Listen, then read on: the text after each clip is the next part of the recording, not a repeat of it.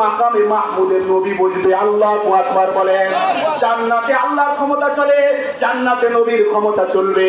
জাহান্নামে আল্লাহর ক্ষমতা চলে, জাহান্নাম থেকে সুপারিশ করা নবীর ক্ষমতা দিয়া আল্লাহর কাছ থেকে সুপারিশ করা করে জান্নাতে দিবে। আল্লাহু আকবার। এই নবী চিল্লানো মিয়া। নবী যখন জন্ম হয়েছে, নবীর মা কয়েকদিন পরে কাঁদতেছে, আরে বাচ্চার খেলনা করার জন্য তো কত কিছু বাবাই কিনে আনে, আমার তো সন্তানের বাবা নাই, কে আমার খেলনা কিনে আনবে? আল্লাহ এর সাথে সাথে কানে কয়, টেনশন করিস না, রাত্র হইতে দে, চারটা আমি আমার বন্ধুর খেলনা বানিয়ে দেব, আমার বন্ধুর খেলনা বানিয়ে দেব, সব আসমান জমিন আমার বন্ধুর খেলনা বানিয়ে দেব। আল্লাহু আকবার।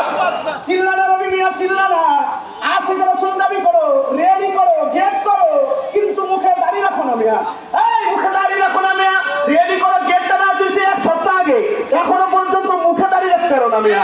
এখনো পাঞ্জাবি পড়তে পারো না, এখনো নবী সুন্নাত আদায় করতে পারো না। তুমি আশিক রাসূল না, তুমি আশিক রাসূল না, তুমি আশিক হযরত হযরত হযরত হযরত ঠিক না? তুমি আশিক রাসূল না। আশিক রাসূল বলেছে যে নবীর একটা সুন্নাত মানে ছাড়ে না, ঠিক কিনা? ওই যে আমাদের এক পাগলা, আমাদের এক পাগলা ছিল যে নবী সব সুন্নাত মানছে, একটা সুন্নাত মানতে পারছে না।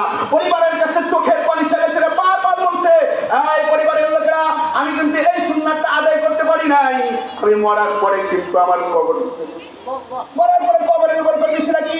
সেটা হলো আমার কোলে কোনো বাচ্চা প্রস্রাব করে নাই, নবীর কোলে বাচ্চা প্রস্রাব করছে, আমার কোলে কোনোদিন কোনো বাচ্চা প্রস্রাব করে নাই, আমি ময়রা গেলে আমার কবরে প্রস্রাব করাবি, যাতে আমি হাসরের ময়দানে নবীকে বলতে পারি, আল্লাহর নবী গো, আমি আপনার একজন আশিক ছিলাম, আপনার কোনো সুন্নাত ছাড়ি নাই, এমন কি একটা প্রস্রাব আমার কোলে বাচ্চা করে নাই, কিন্তু আমি আমার পরিবারের লোকদেরকে বলে দিছি আমি মরার পরে আমার কবরে প্রস্রাব করাবি। আল্লাহু আকবার।